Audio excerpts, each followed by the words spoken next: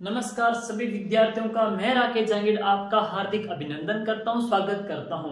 प्रिय विद्यार्थियों, हमारा जो कंफ्यूज करने वाला जो फैक्ट है वो सामने आपको दिखाई दे रहा है। आज मैं इस पे चर्चा करने जा रहा हूं और साथियों आप लोगों से रिक्वेस्ट है कि वीडियो को आप शेयर कीजिएगा और कमेंट कीजिएगा और लाइक कीजिएगा। तो लीजिए दोस्तों, मैं शुरुआत करूं इस टॉपिक की। तो सबसे पहले आपको दोस्तों दिखाई दे रहा है कि उल्लुक खान और नुसरत खान दो सेनापति दे रखे हैं जो कि अलाउद्दीन खिलजी के थे और इन दोनों को घेराबंदी करने भेजा था हमीरदेव चौहान यानी कि रणथंभौर की है।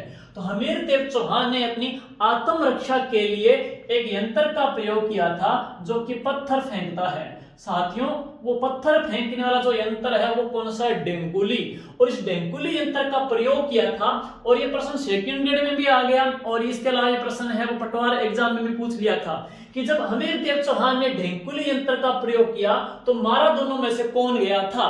तो आपको देखिए, उल्लुक खान मारा गया या फिर नुसरत खान मारा गया।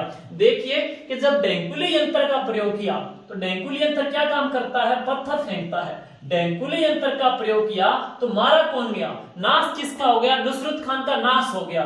नाश किसका हो गया? नुसरत खान का। तो नाश किसका हो गया? नुसरत खान का। मारा कौन गया? नुसरत खान है। और जो बच गया था साथियों, वो कौन बच गया था? उल्लुक खान है, वो बच गया था। इस युद्ध के अंतर्गत है। एक फैक्ट ये है, राजस्थान की हस्तकला में आपसे पूछेगा कि खेसले कहां के प्रसिद्ध है, खेस कहां के प्रसिद्ध है साथियों। तो देखो, मैं खेस से क्या काटूं? खेस काटूं। खेस से मैंने खेस काट दिए, बच गया ले। ले तो ले, ले तो ले। तो खेसले कहां के प्रसिद्ध साथियों? लेटा गांव के प्रसिद्ध जो कि जालोर का है। जबकि खेस कहां के प्रसिद्ध साथियों? चौमू जयपुर के प्रसिद्ध हैं। ये कंफ्यूज हम ऐसे दूर कर देंगे। अब बात आएगी साथियों, आपसे पूछेगा एक नाम रुडयार्ड किपलिंग का।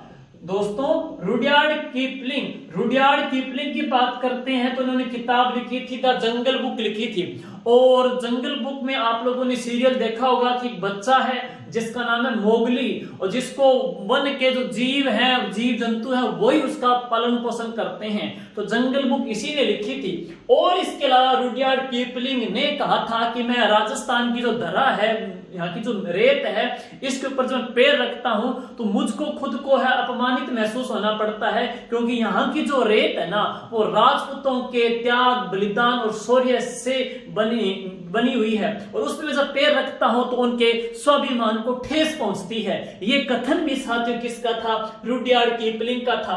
अब आपसे पूछेगा कि इसने दो कथन कहे थे। साथियों, रुडयार्ड किपलिंग ने राजस्थान के दो दुर्गों का भ्रमण किया था।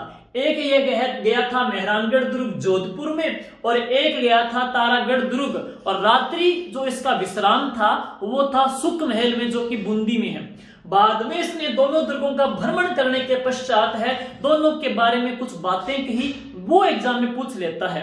जैसे इसने भूतों प्रेतों के द्वारा निर्मित बताया किसको? तारागढ़ को। और इसने कहा कि मेहरानगढ़ दुर्ग ऐसा लगता है जैसे कि परियां और अप्सराओं ने बनाया हो। तो बच्चे इसमें कंफ्यूज हो जाते हैं। देखिए, भूत प्रेत आपको मेहरानगढ़ नहीं करना है। देखते हैं कि भूत और प्रेत है वो कब दिखते हैं? दिन में दिखते हैं, रात को दिखते हैं। भूत प्रेत कब दिखते हैं? दिन में दिखते हैं, रात में दिखते हैं। जाहिर सी बात है, रात को दिखते हैं। जबकि तारे दिन में दिखते हैं, रात को दिखते हैं। तो तारे भी रात को दिखते हैं, भूत भी रात को दिखते हैं। तो भूत प्रेतों के द्वारा निर्मित दुर्ग है साथियों, वो कौन सा है? तारागढ़ दुर्ग बूंदी है। जबकि अपने बात करेंगे फिर बच कौन सा गया? परियों। तो परियों और अप्सराओं के द्वारा जो निर्मित दुर्ग है साथियों, वो कौन सा है? मेहरानगढ़ दुर्ग जोधपुर है। ये बातें किपलिंग ने कही थी। लेकिन आपसे पूछ ले कि राजस्थान का भूतों के द्वारा एक दुर्ग चर्चा में आ गया है। कहते हैं कि रात्रि को भूत वहां पे प्रवास करते हैं और वहां पे रात्रि का किसी को जाना है वो प्रतिबंध है, किसी को जाने नहीं देते साथियों। वो राजस्थान का एक भूतवा किला है। तो वो तो कौन सा है? भानगढ़ दुर्ग अलवर का है। भूतवा किला है भानगढ़ दुर्ग अलवर का। जबकि किपलिंग ने भूतों प्रेतों के द्वारा किसे बताया है? तारागढ़ दुर्ग बूंदी को बताया है। परियों के द्वारा निर्मित किसे बताया है? मेहरानगढ़ को बताया है। आगे चलते हैं। नेक्स्ट दो छतरियां आती है साथियों, कंफ्यूज बहुत एग्जाम में आता है, कंफ्यूज करता है। 80 खंभों की छतरी अलवर में है, 84 खंभों की बूंदी में है। कंफ्यूज कैसे दूर करोगे? देखो, 80 में पहली संख्या क्या आती है? ए आती है। 80 80 ऐसे ऐसी ऐसे कहां पे? अलवर में। तो 80 खंभों कहां पे? अलवर में है। लेकिन जब 80 न देख के इसका उपनाम पूछे, आपसे पूछेगा मुस्सी महारानी की छतरी साथियों, तो 80 मुस्सी 80 मुस्सी 80 मुस्सी 80 मुस्सी, तो 80 खंभों की छतरी को मुस्सी महारानी की छतरी भी कहते हैं। वो कहां पे है? अलवर में। फिर आप पढ़ेंगे 84 खंभों की छतरी कहां पे है? तो बूंदी में। और 84 खंभों की छतरी को साथियों धाबाई की छतरी भी कहा जाता है। गौर कीजिए, राजस्थान में 84 खंभों का जो मंदिर है महामंदिर मंडोर जोधपुर है, जबकि 84 खंभों का साथियों एक और जो मंदिर है वो भरतपुर में है, जबकि 84 खंभों की जो छतरी है साथियों वो बूंदी के अंतर्गत है। 80 खंभों की कहां पे है? अलवर में है। 80 को क्या बोल देते हैं? मुस्सी भी कहा जाता है। मैं साथियों एक बार पहले एक फैक्ट लेके आया था नौलखा के नाम से। वो एक था नौलखा झील और एक था नौलखा बावड़ी। उसमें आपको बताया था कि नौलखा जो झील है साथियों वो कहां पे है? बूंदी में। और नौलखा बावड़ी है वो कहां पे? डूंगरपुर में है। क्योंकि दोनों में कंफ्यूज कैसे दूर की थी कि झील में 2 वर्ड है, बूंदी में 2 वर्ड है, तो झील कहां पे है? बूंदी के अंतर्गत है। जबकि नौलखा बावड़ी कहां पे दोस्तों? तो वो डूंगरपुर के अंतर्गत है। लेकिन अब हमारे सामने जो कंफ्यूजन है साथियों वो है राजस्थान में वैसे तो नौलखा के नाम से अत्था है, बहुत सारी चीजें बनी हुई है। नौलखा दुर्ग है, नौलखा अनाज का भंडार है, नौलखा झील है, नौलखा बावड़ी है, नौलखा गोदाम है, बहुत सारी बातें पढ़ोगे आप है। लेकिन सिर्फ दुर्ग विशेष की बात करूं मैं कि नौलखा एक दुर्ग विशेष से, तो राजस्थान के 2 दुर्ग, एक तो रणथंभौर और एक कौन सा? चित्तौड़गढ़।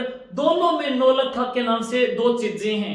एक में तो नौलखा उस दुर्ग का दरवाजा है और एक में नौलखा उस दुर्ग में एक महल है।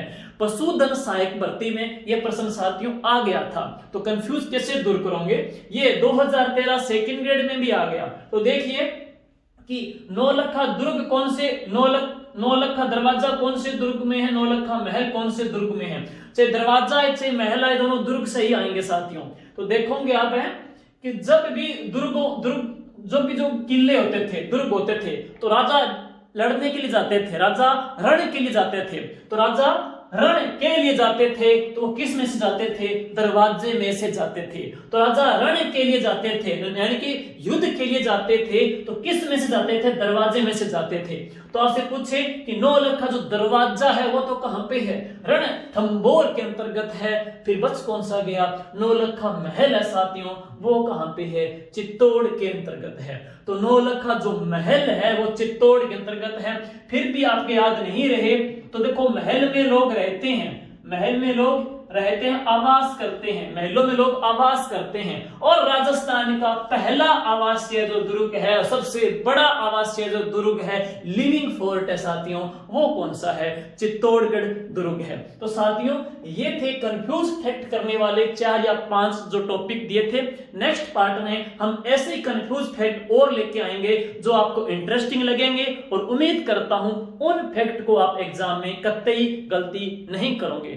धन्यवाद दोस्तों, जय हिंद, जय भारत।